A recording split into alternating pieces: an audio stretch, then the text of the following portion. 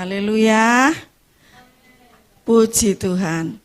Kalau saya ngomong haleluya, ayo ibu-ibu jawab puji Tuhan. Terus kalau saya bilang puji Tuhan, ibu-ibu jawab haleluya. Haleluya. Puji Tuhan. Puji Tuhan. Haleluya. Terpujilah nama Tuhan. Bagaimana ibu-ibu kabarnya hari ini? Luar biasa. Sehat semua? Amin. Kita diberkati Tuhan dengan kesehatan, kekuatan yang luar biasa. Kita boleh ada sebagaimana kita ada sore hari ini semua karena kemurahan Tuhan atas hidup kita. Yang pertama-tama saya berterima kasih kepada Tuhan Yesus yang sampai hari ini masih memberi kesempatan kepada saya untuk tetap belajar membawakan renungan firman Tuhan. Dan yang kedua, saya berterima kasih kepada hambanya Pastor Vivi yang masih memberikan kepercayaan kepada saya untuk belajar menyampaikan kebenaran firman Tuhan dengan berbagi kepada ibu-ibu semua di tempat ini. Puji nama Tuhan. Sore hari ini ibu-ibu, seperti yang ada di dalam tema gereja kita dengan tema bersiaplah dan berjaga-jagalah. Bersiaplah dan berjaga-jagalah yang ada di Matius 25 ayat 13. Karena itu berjaga-jagalah, sebab kamu tidak tahu akan hari maupun akan saatnya. Ibu-ibu yang terkasih dalam Tuhan, hari-hari ini memang adalah hari-hari di mana hari yang terakhir ya, saat kedatangan Tuhan Yesus. Kita tidak tahu kapan Tuhan Yesus itu mau datang. Semua yang pegang misteri hanya Tuhan. Kita pun juga tidak tahu kapan ketika kita dipanggil oleh Tuhan. Semua itu ada di tangan Tuhan. Dalam 1 menit ke depan tiba-tiba kita dipanggil Tuhan juga kita nggak tahu.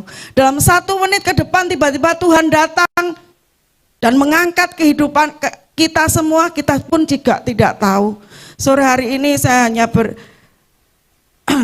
berbagi bersama-sama dengan tema berjaga-jagalah dan menantikan kedatangan Tuhan. Matius 24 ayat 42. Terima kasih.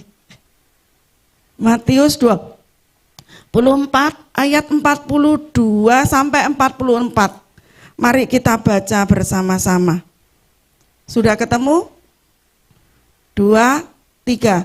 Matius 24 ayat 42 sampai 44. Karena itu berjaga-jagalah, sebab kamu tidak tahu pada hari mana Tuhanmu datang. Tetapi ketahuilah, jika tuan rumah tahu pada waktu mana pada malam hari pencuri akan datang, sudahlah pasti ia berjaga-jaga dan tidak akan membiarkan rumahnya dibongkar. Sebab itu hendaklah kamu juga siap sedia, karena Anak Manusia datang pada saat yang tidak kamu duga. Haleluya. Oleh sebab itu di sini di firman Tuhan dikatakan, karena itu berjaga-jagalah. Di mana kita tidak tahu pada hari mana Tuhan itu akan datang. Ibu-ibu yang terkasih, apa sih yang harus kita kerjakan dan kita lakukan untuk menyambut kedatangan Tuhan Yesus yang kedua kalinya? Di sini saya belajar ada 4 hal firman yang Tuhan ajarkan mengenai berjaga-jaga dan menanti-nanti kedatangan Tuhan Yesus yang kedua kali. Yang pertama ibu-ibu kita baca di dalam 1 Tesalonika 5 ayat 4 sampai yang ke-6. Mari kita sama-sama baca 1 Tesalonika 5 ayat 4 sampai yang ke-6. Tetapi kamu saudara-saudara, kamu tidak hidup di dalam kegelapan, sehingga hari itu tiba-tiba mendatangi kamu seperti pencuri. Ayat yang kelima, karena kamu semua adalah anak-anak terang dan anak-anak siang. Kita bukanlah orang-orang malam atau orang-orang kegelapan. Sebab itu baiklah kita jangan tidur seperti orang-orang lain, tetapi berjaga-jaga dan sadar. Apa yang harus kita kerjakan mengenai berjaga-jaga ini? Pertama, kita jangan tidur. Dalam rangka kita menanti kedatangan Tuhan, kita harus tetap siaga. Amin ibu-ibu. Kalau orang yang sukanya tidur itu biasanya identik dengan orang yang malas ya. Biasanya tidur ya. Ada sih kalanya orang yang tidur karena kecapean. Ada. Kadang-kadang saya pun sendiri nggak bisa tidur, kepingin tidur. Kadang itu karena kecapean saya pun kadang kepingin tidur yang nggak bangun-bangun. Waduh, kalau nggak bangun-bangun terus berkelanjutan, saya tidak juga tahu ya apapun yang terjadi. Di sini tidur itu menyimpulkan kita tidak boleh hanya berpangku tangan dan tidak berbuat apa-apa dalam menanti kedatangan Tuhan. Ketika kita menanti kedatangan Tuhan, kita harus berjaga-jaga, kita harus rajin bekerja yang baik dan berkualitas. Oleh sebab itu, mari ibu-ibu yang terkasih, janganlah kita tidur seperti orang-orang yang lain. Tetapi mari kita berjaga-jaga dan sadar. Karena kita tidak tahu waktunya Tuhan itu kapan. Ya, bisa nanti malam Tuhan itu tiba-tiba datang. Bisa besok pagi Tuhan itu juga datang, kita nggak tahu. Tapi yang tahu itu hanyalah Tuhan. Bisa kira-kira sebulan lagi, 2 bulan, kita pasti yang tidak tahu. Oleh sebab itu, jangan sampai kita tertidur. Iman kita pun jangan sampai kita tertidur. Mari kita siapkan secara rohani, dan kita mau tetap waspada, berjaga-jaga. Di dalam Matius 26 ayat yang ke-41, Yesus berkata kepada murid-muridnya, berjaga-jagalah dan berdoalah supaya kamu jangan jatuh ke dalam pencobaan. Roh memang penurut tetapi daging lemah. Ayat ini mengingatkan kepada kita ibu-ibu bahwa berjaga-jaga itu juga harus melalui berdoa. Karena doa itu adalah kunci untuk mengatasi kelemahan-kelemahan daging kita, melewati godaan-godaan yang senantiasa ingin menghancurkan kehidupan kita. Di dalam Lukas 21 ayat yang ke-34 sampai 36. Di sini saya katakan di dalam Lukas 21 ayat 36 saja. Berjaga-jagalah senantiasa sambil berdoa, supaya kamu beroleh kekuatan untuk luput dari semua yang akan terjadi itu, dan supaya kamu tahan berdiri di hadapan Anak Manusia. Mari ibu-ibu, Tuhan ingin kita semua tetap berdiri di hadapan Tuhan dan berkata, Maranatha, datanglah Tuhan Yesus, kami siap sedia untuk menanti kedatangan Tuhan yang kedua kali. Tuhan ingin kita berjaga-jaga dan berdoa, bukan hanya ketika kita di hari Minggu, ketika kita datang bergereja. Juga ketika kita ada persekutuan doa, ada komsel, ada kegiatan doa, baik doa puasa, doa apapun. Tetapi Tuhan mau kita harus berdoa, berjaga-jaga setiap saat, setiap waktu. Jadi jangan tidur ya ibu-ibu ya. Ya namanya manusia memang mesti ada tidur, tapi enggak tidurnya berkelamaan. Tetapi kita harus mempersiapkan segala sesuatu untuk menyambut kedatangan Tuhan. Kita siapkan sungguh-sungguh hidup kita. Kapanpun Tuhan datang, kita harus siap. Siap ibu-ibu? Amin. Siap semuanya. Siapa yang siap? Beri kemuliaan bagi Allah kita. Bahwa kita siap, Tuhan, aku siap menanti kedatangan Tuhan. Setiap anak-anak Tuhan harus mempersiapkan hidupnya. Yang kedua, kita harus dapat menyelesaikan panggilan hidup kita. Kita harus dapat menyelesaikan panggilan hidup kita. Setiap kita memiliki panggilan yang lebih dikenal dengan istilah amanat agung. Amanat agung itu mari kita baca di dalam Matius 28 ayat 19 sampai ke 20. Saya rasa ibu-ibu hafal kok ayat ini. Biasanya sekolah minggu ayatnya ayat hafalan. Matius 28 ayat 19 sampai 20 ini adalah perintah yang dilakukan bagi semua orang percaya bukan hanya bagi hamba Tuhan, bukan hanya bagi pendeta, tetapi tugas kita, semua jemaat harus melakukan panggilan ini dan harus kita selesaikan. Matius 28 ayat 19 sampai 20. Karena itu pergilah, jadikanlah semua bangsa muridku dan baptislah mereka dalam nama Bapa dan Anak dan Roh Kudus, dan ajarlah mereka melakukan segala sesuatu yang kuperintahkan kepadamu, dan ketahuilah aku menyertai kamu senantiasa sampai kepada akhir zaman. Amin. Oleh sebab itu Tuhan mau kita menerima panggilan amanat agung yang diberikan Tuhan. Dan kita harus menyelesaikan amanat itu. Bahwa kita harus menjadikan semua bangsa untuk menjadi murid Tuhan. Kita harus menjangkau jiwa-jiwa ibu-ibu ya. Kita harus mencari jiwa untuk kemuliaan nama Tuhan. Supaya banyak jiwa, banyak bangsa diselamatkan. Gak sampai mereka tersesat. Itulah amanat agung yang diberikan Tuhan dalam kehidupan kita. Setiap kita juga memiliki yang namanya panggilan khusus ibu-ibu.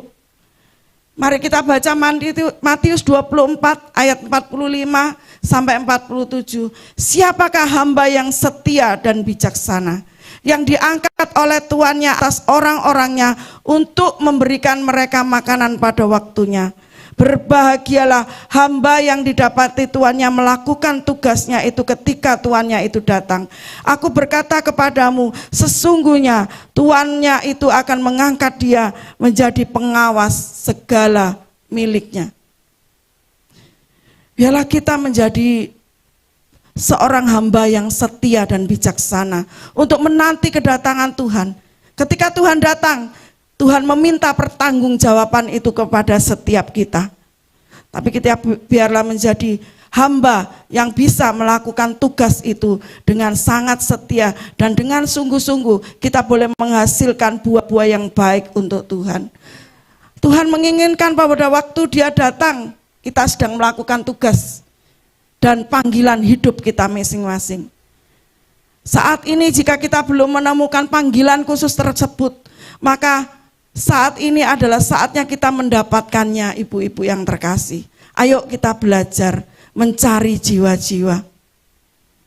Kemarin saya bertemu dengan seorang hamba Tuhan yang ada di Tawangmangu.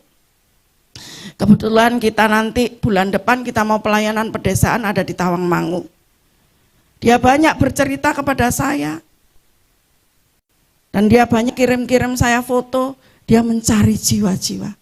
Ternyata di sana ada kebanyakan orang seberang yang banyak datang kepadanya, didoakan, istilahnya mereka diinjili, sampai mereka benar-benar menyerahkan hidupnya untuk Tuhan, dan mereka boleh dibaptis. Dan saya percaya semua itu adalah Tuhan yang berkuasa, Tuhan yang menolong, Roh Kudus yang memimpin hambanya ini, dia boleh terpanggil untuk menjangkau jiwa-jiwa untuk kerajaan surga. Biarlah kita minta Roh Kudus supaya menuntun kita, supaya kita dapat menemukan panggilan khusus itu. Ibu-ibu yang terkasih, setiap kita tuh punya panggilan dan tugasnya masing-masing ya ibu-ibu. Sebagai contoh dalam Alkitab, Maria dipakai Tuhan untuk mengurapi Tuhan Yesus. Petrus dipakai Tuhan untuk mengembalakan domba-domba. Yohanes menulis tentang kedatangan Tuhan Yesus yang kedua kalinya. Paulus juga harus memberitakan firman Tuhan kepada orang-orang Yahudi dan bukan Yahudi, kepada para raja-raja, para pembesar. Serta Paulus boleh belajar untuk membangun atau menanam sebuah gereja Tuhan. Jika kita tidak menyelesaikan panggilan dan tugas dari Tuhan, maka panggilan dan tugas tersebut akan diberikan kepada orang lain. Mari ibu-ibu kita belajar, lakukan panggilan itu. Kita terpanggil, kita terpilih dari Tuhan. Selagi masih ada waktu, selagi masih ada kesempatan, ayo kita belajar. Ambil bagian itu, ambil bagian kita, panggilan kita.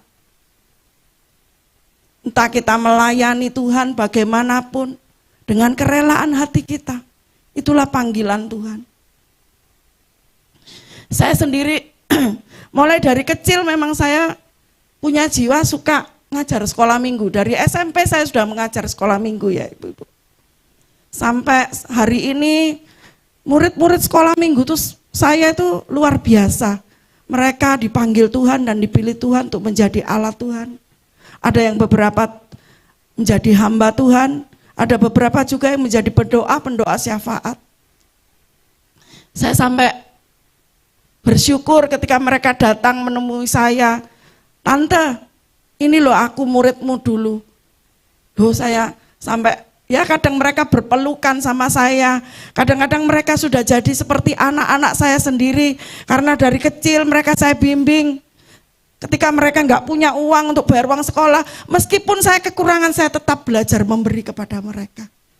Karena bagi saya itu adalah satu panggilan, satu tugas yang harus saya lakukan untuk pekerjaan Tuhan. Bukan saya ini sombong ibu-ibu ya. Kalau saya kepengen kaya dari dulu mungkin saya bisa kaya. Tapi karena saya hati saya nggak bisaan sama orang. Jadi saya itu pokoknya lihat orang susah, nggak tahu bagaimanapun caranya.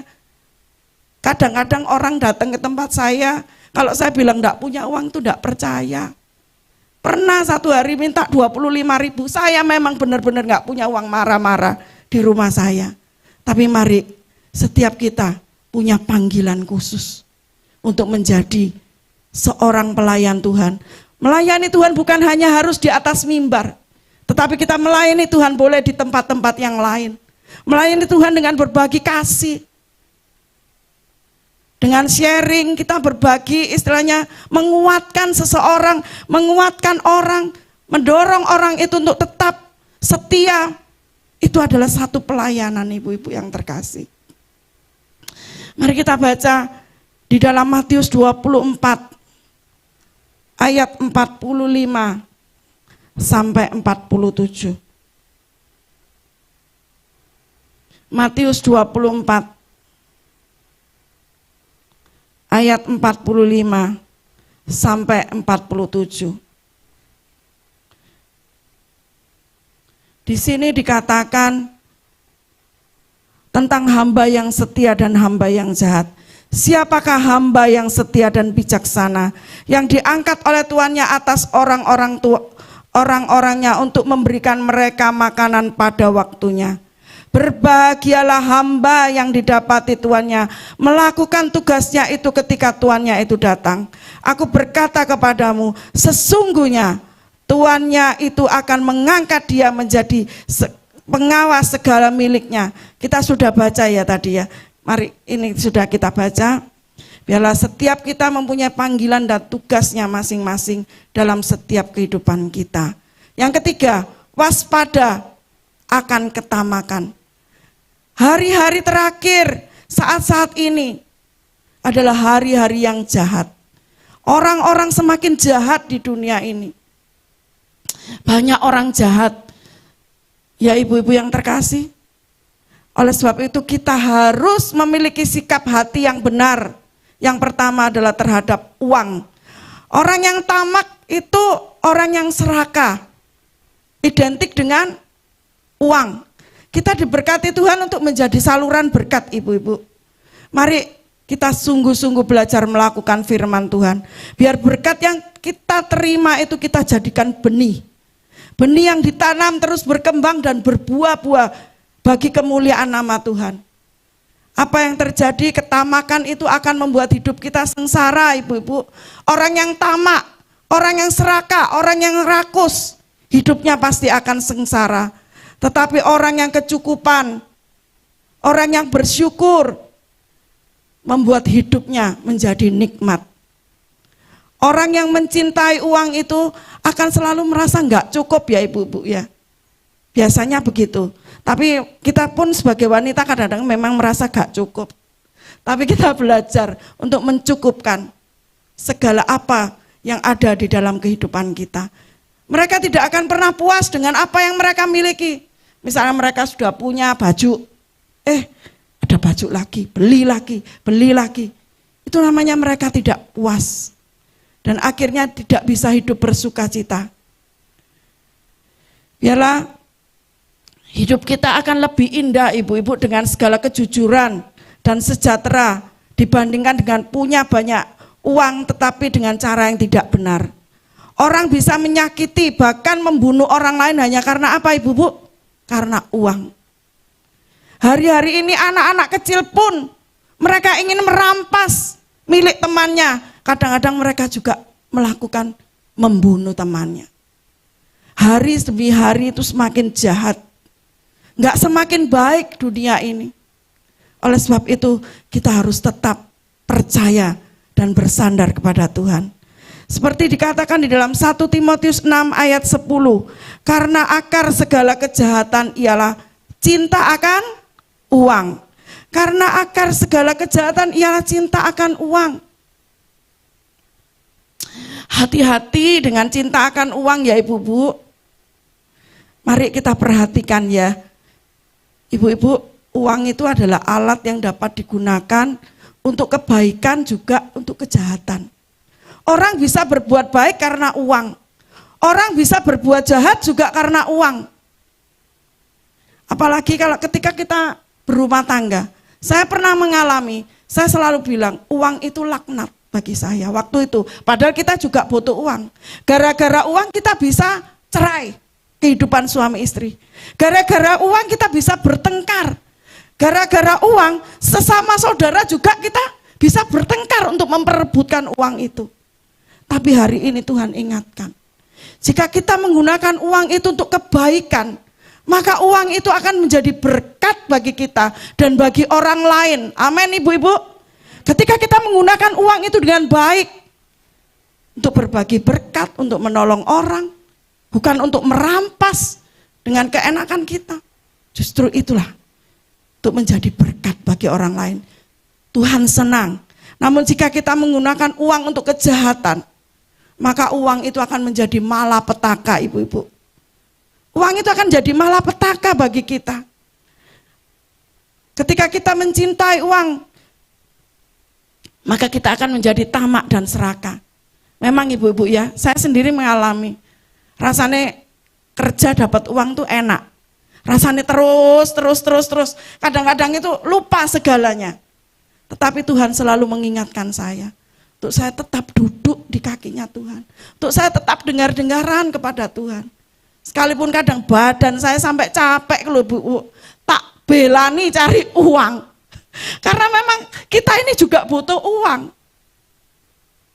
Tapi kita percaya Tuhan menyertai kita. Tuhan yang memelihara kehidupan kita.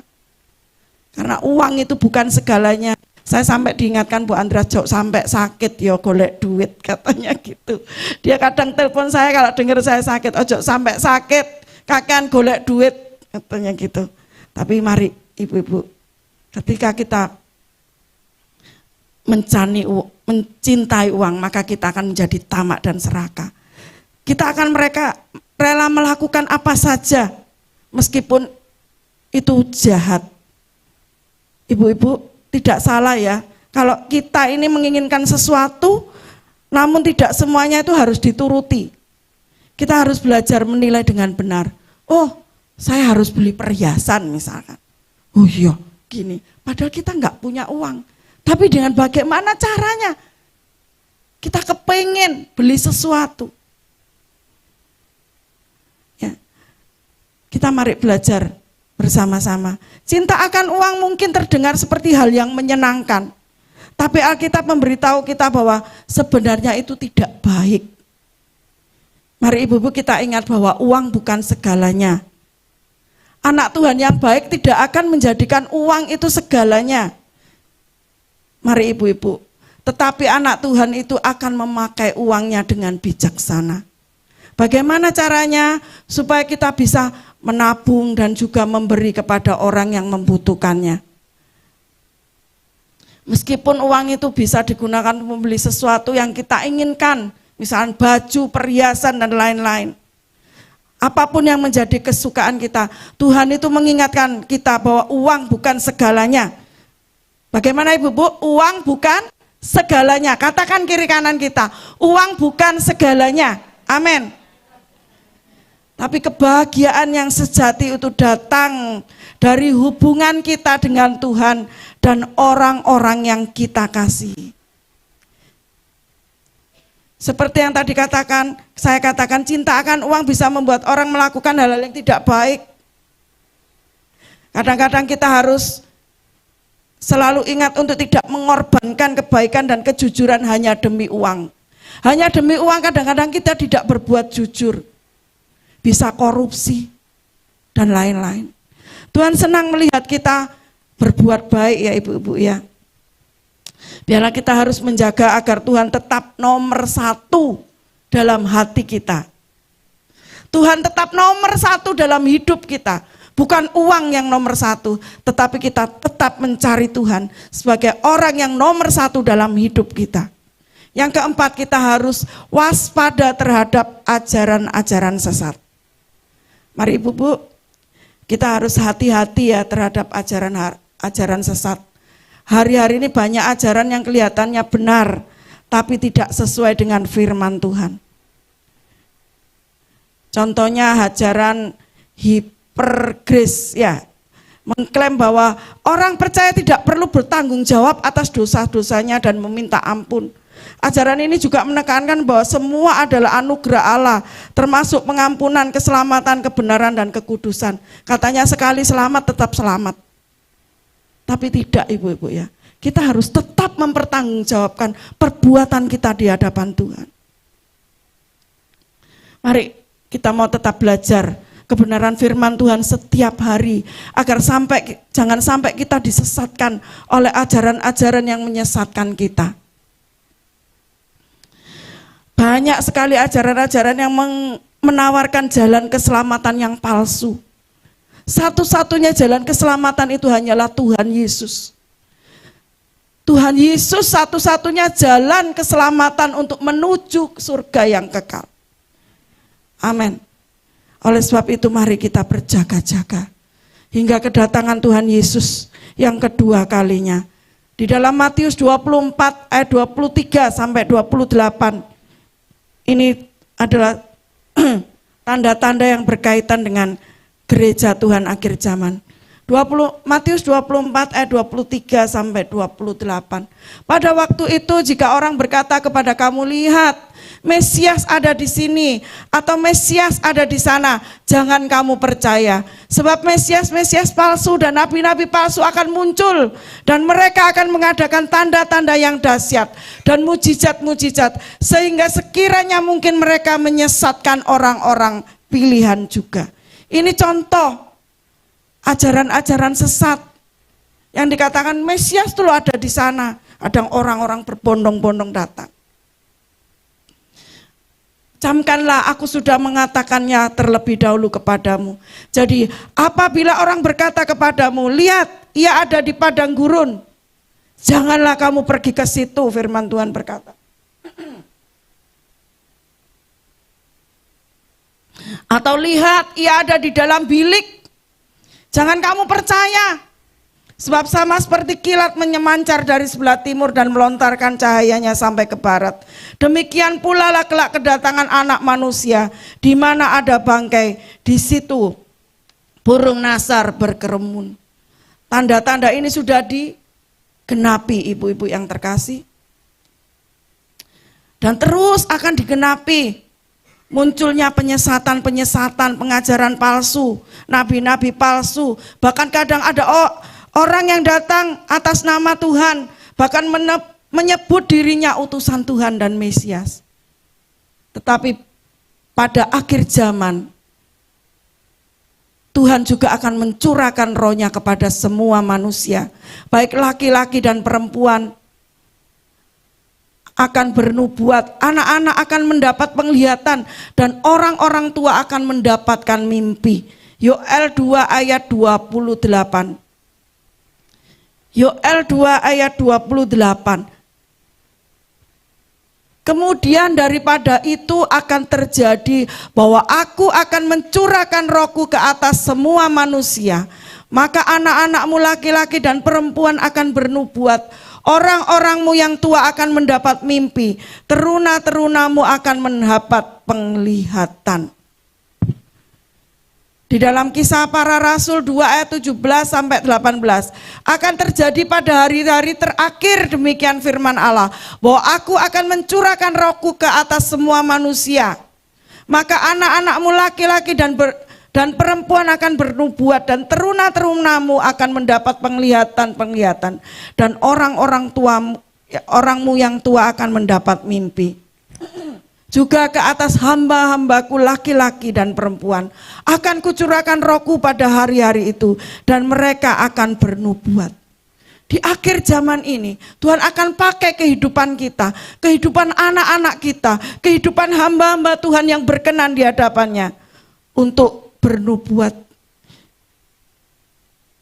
Bukan bernubuat ya, tapi nubuat itu datangnya memang dari Tuhan.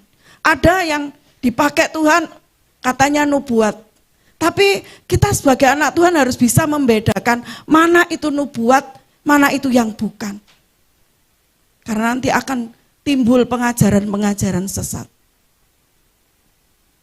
Kadang-kadang kita itu, ya itu tadi loh ibu-ibu, gampang istilahnya disesatkan oleh ajaran-ajaran. Saya sendiri sampai heran, ada sebuah, bukan saya menjelekkan hamba Tuhan, tapi hamba Tuhan ini yang dicari orang hanya untuk apa? Dia ketemu hamba Tuhan, saya loh Cik pakai nomor, tak belani kemana hamba Tuhan ini datang, saya pakai nomor ngantri. Pernah satu hari itu saya ikut datang ke persekutuan, lah kok saya tuh diusir-usir. Saya ini loh sudah biasa di sini, duduknya di sini, kamu tuh loh baru datang. Ya Tuhan, saya gini, hanya demi seorang hamba Tuhan, bukan dengan Tuhan loh. Bukan ketemu Tuhan, Danio oleh ketemu Tuhan ibu-ibu ya. Hanya ketemu hamba Tuhan pakai nomor katanya. Ngantri kayak orang bakul jamu. Saya cocok Cik dengan ibu ini, dengan hamba Tuhan ini. Saya cocok, apa yang dikatakan tuh selalu ada. Awas iki aku saya gini. Oh AI iki, orang tua-tua ibu-ibu ya. Mereka saat-saat ini, ya itulah yang dibutuhkan manusia. Mereka kepingin nubuatan, pembicaraan yang secara langsung, yang instan, jawaban yang instan. Padahal Tuhan mau kita diberikan jawaban lewat waktunya Tuhan, bukan yang instan. Kalau yang instan tuh gampang ibu-ibu ya. Justru ketika kita tidak instan, ketika kita melewati prosesnya Tuhan, kita akan menjadi pemenang yang luar biasa. Amin. Oleh sebab itu bagian yang sedang Tuhan kerjakan gerejanya atau jemaatnya yaitu adalah Injil Kerajaan Allah akan diberitakan sampai kepada seluruh bangsa. Matius 24 ayat 14 dikatakan, dan Injil Kerajaan ini akan diberitakan di seluruh dunia, menjadi kesaksian bagi semua bangsa. Sesudah itu barulah tiba kesudahannya. Ketika Injil Tuhan sudah diberitakan di muka bumi, semua orang boleh bertobat dan percaya. Itulah baru waktunya kesudahan dunia. Oleh sebab itu kita tidak tahu apa yang akan terjadi. Yang Tuhan mau dalam hidup kita tetap setia, berjaga-jaga dan berdoa. Sampai hari ini sesungguhnya belum ada seorang pun yang mengartikan semua nubuat pada mengenai akhir zaman dengan kepastian yang penuh ya ibu-ibu. Enggak ada satupun manusia bisa mengerti kapan Tuhan datang. Juga enggak ada satupun manusia bisa mengerti kapan saya mati, tanggal berapa, hari apa, jam berapa. Saya juga pernah ketemu satu hamba Tuhan. Itu loh sebetulnya belum waktunya meninggal. Saya sampai ketawa, senyum-senyum sendiri. Karena saya tuh dikasih Tuhan apa? Roh. Katanya begitu. Taunya itu harusnya meninggalnya itu tanggal sekian, bulan sekian, tahun sekian, jam sekian. Loh kok aneh saya gini. Kok ibu bisa tahu? Iya, makanya belum waktunya, makanya rohnya gentayangan katanya. Loh, jadi aneh ya. Bagi saya itu ajaran-ajaran sesat ketika saya ketemu di Adijasa. Orangnya belum waktunya meninggal. Itu ajaran-ajaran sesat ya ibu-ibu ya. Mari dengan segala kerendahan hati, kita mau belajar untuk terus mendekat kepada Tuhan, untuk terus membaca Alkitab, membaca firman Tuhan supaya jangan sampai kita disesatkan oleh ajaran-ajaran yang ingin menyesatkan kehidupan kita, sehingga membuat kita menjauh dari Tuhan. Biarlah ibu-ibu yang terkasih, sore hari ini Tuhan mau kita selalu siap sedia dan berjaga-jaga. Mau ibu-ibu siap sedia dan berjaga-jaga? Amin. Supaya kita boleh tetap melihat kemuliaan Allah dinyatakan dalam hidup kita. Tetap setia, taat, lakukan firman Tuhan. Serta tetap mencari Tuhan terus. Masuk dalam hadirat Tuhan, rajin berdoa, agar jangan sampai kita tertinggal ibu-ibu ya. Seperti 5 gadis yang bodoh yang kehabisan minyak. Ya, jangan sampai kita tertinggal. Minyak itu melambangkan urapan, kuasa. Supaya kita dapat bertemu dengan mempelai laki-laki kita, yaitu Tuhan Yesus Kristus. Terpujilah nama Tuhan, ibu-ibu. Biarlah malam hari ini kita mau tetap setia. Firman Tuhan katakan tetap setia, berjaga-jaga, tetap cinta Tuhan. Karena Tuhan sudah banyak memberikan hidup kita. Memberikan hidupnya untuk hidup kita. Ibu-ibu yang terkasih. Kita ini hidup hanya oleh karena kemurahan Tuhan. Uang lo tidak bisa membeli nyawa kita. Tapi Tuhan rela memberikan nyawanya untuk menebus kita. Mari kita mau tetap cinta, kita mau tetap setia di dalam mengiring dan melayani Tuhan. Hidup kita boleh menjadi berkat, berdampak untuk kemuliaan nama Tuhan. Terpujilah nama Tuhan. Biarlah ibu-ibu malam hari ini kita menjadi wanita-wanita yang berbahagia. Karena kita sudah mendengarkan firman Tuhan. Dan firman itu boleh kita renungkan. Kita masukkan dalam hati kita. Dan kita mau belajar taat untuk melakukan firman itu dalam setiap kehidupan kita sehari-hari. Sehingga kita boleh menghasilkan buah-buah yang baik untuk kemuliaan nama Tuhan. Terpujilah nama Tuhan. Amin. Kita angkat satu pujian. Ku tetap cinta, ku tetap setia. Haleluya Yesus. Haleluya. Apapun yang terjadi dalam hidup kita, kita mau tetap cinta, kita mau tetap setia. Ketika kita cinta, taat, tetap setia, itu tandanya kita juga berjaga-jaga dan bersiap sedia untuk menyambut kedatangan Tuhan.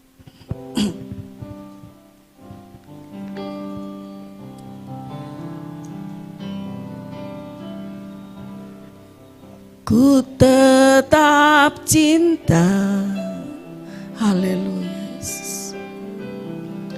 Ku tetap cinta, walau badai datang menghadang, ku tetap cinta. Walau badai datang menerpa, ku tetap cinta. Oh, ku tetap setia. Amin. Mari ibu-ibu katakan pujian ini. Ku tetap setia. Walau topan datang menghadang, ku tetap setia. Ku tetap cinta, ku tetap cinta. Haleluya Yesus. Ku tetap cinta.